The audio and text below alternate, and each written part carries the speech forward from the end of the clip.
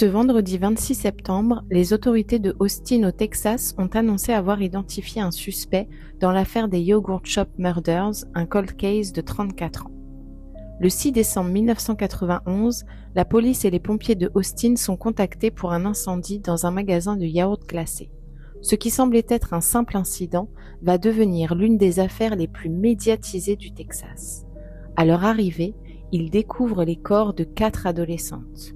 Jennifer Harbison, 17 ans, Sarah Harbison, 15 ans, Elisa Thomas, 17 ans, et Amy Ayers, 13 ans, sont retrouvées nues et ligotées avec leurs propres vêtements. Elles ont toutes reçu une balle dans la tête et leurs corps ont été brûlés pour effacer les traces du ou des agresseurs. 2 d'entre elles ont également été violées. Ce quadruple meurtre sordide bouleverse la petite commune d'Austin, habituellement tranquille. L'enquête piétine pendant plusieurs années.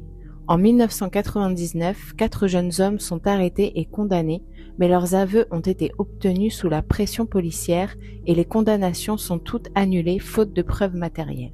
Et en 2009, toutes les charges sont abandonnées. Les familles des victimes restent alors sans réponse durant 34 ans.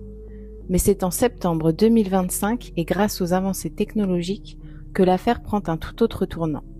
Robert Eugene Brashers est identifié comme le nouveau suspect principal des meurtres du Yogurt Shop.